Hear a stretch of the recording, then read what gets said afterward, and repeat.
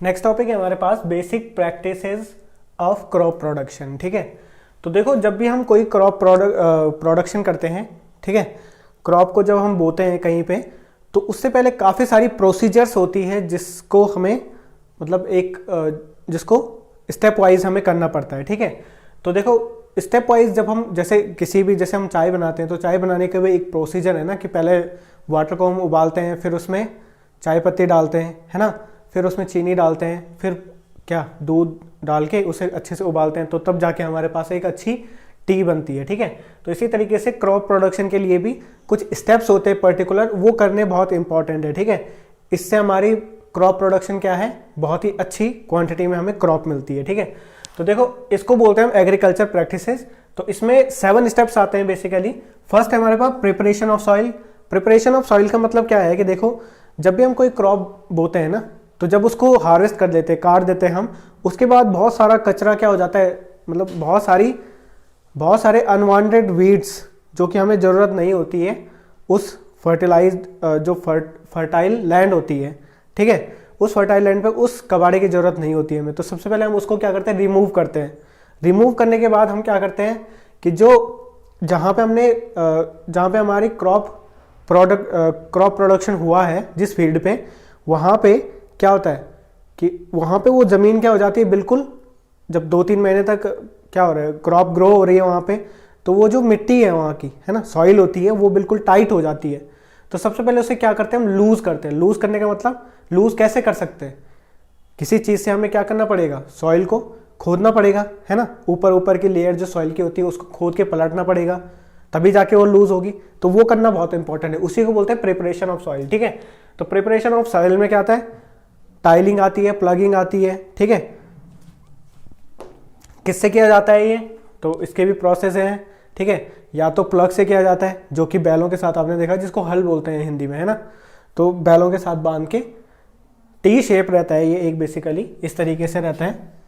ठीक है, इस तरीके से होगा, और यहाँ पे ये वाला पोर्शन जो है हमारा, ये बैलों से जुड़ा हुआ होता है, और इसको ज़मीन में धंसा के बिल्कुल क्या करते हैं, बैल उस पर ताकत लगाएंगे, ऑक्स जो होंगे हमारे, ठीक है, ताकत लगाएंगे, और वो जो इस पे नीचे से एक इस तरीके से लगा होता है, ठीक है, मतलब आयरन का लगा होता है, आयरन का पैना सा एक औजार लगा होता है, जिसकी वजह से क्या होता है, जो मिट्टी होती है वो क्या हो जाती है, टाइल होना शुरू हो जाती है। ठीक है, मतलब लूज होना शुरू हो जाती है, तो ये काम आता है। ठीक है, इसके अलावा कल्टीवेटर आते हैं हमारे, ठीक है, ट्रैक्टर के द्वारा भी किया जाता है। तो बहुत सारे प्रोसेस है, एक एक तरीके से पढ़ेंगे इन्हें।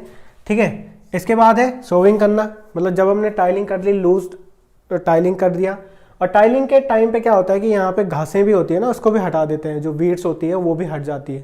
ठीक है, उसको हो के थ्रू हम हटा देते हैं। उसके बाद हम बीजों को बोते हैं, है ना, सोविंग करते हैं, मतलब बहुत सारे बीज लिए, या तो बहुत सारे तरीके, या तो हम हाथों से इस तरीके से छिड़कते हैं बीजों को। ठीक है, और दूसरा तरीका क्या है, एक फनल शेप होता है, उस फनल शेप के थ्रू भी हम क्या कर सकते हैं, बीजों को बो सकते हैं। और अब क्या होता है, सीड ड्रिल्स आती है हमारे पास, जो क्या होते हैं, सीड ड्रिल्स में क्या होता है कि एक यूनिफॉर्म डिस्टेंस पे बीजों को बोया जाता है, वो भी जैसे लैंड है तो सेम गहराई पे, है ना, मतलब जो डेप्थ होती है बीजों की, उस डेप्थ तक उनको ड्रिल के थ्रू, मतलब एक मशीन आती है उसके थ्रू ड्रिल किया जाता है। ठीक है, इसके बारे में भी देखेंगे अभी। इसके बाद है एडिंग मैन्योर एंड फर्टिलाइजर। तो मैन्योर क्या होता है, देखो मैन्योर होता है जो कि हमारा वेस्ट होता है, एनिमल डंग हो गया, ठीक है, कैटल डंग हो गया, तो ये मैन्योर उसी से बनता है।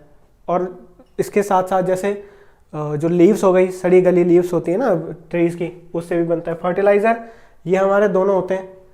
ठीक है, सॉरी दोनों नहीं, ये फर्टिलाइजर्स क्या होते हैं, फर्टिलाइजर्स क्या काम करते हैं, या तो पेस्ट्स वगैरह जो होते हैं, है ना, कीड़े मकोड़े लगते हैं, उससे बचाने की, यूरिया हो गया, तो इससे भी ये एक तरीके से न्यूट्रिशन देता है हमारे सॉइल को।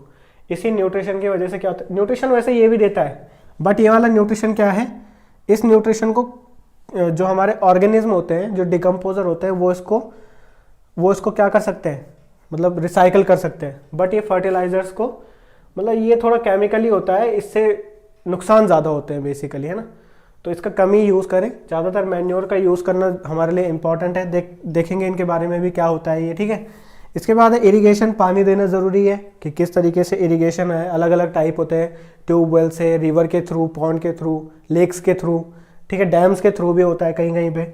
इसके अलावा प्रोटेक्टिंग फ्रॉम वीड्स, तो जब भी हम जैसे क्रॉप्स उगाते हैं तो वहाँ पे कुछ कुछ छोटे मोटे घासें भी उगना शुरू हो जाती है ना, तो उससे कैसे बचाना है इनको, ये भी एक अलग सा मेथड होता है इसका भी, ठीक है।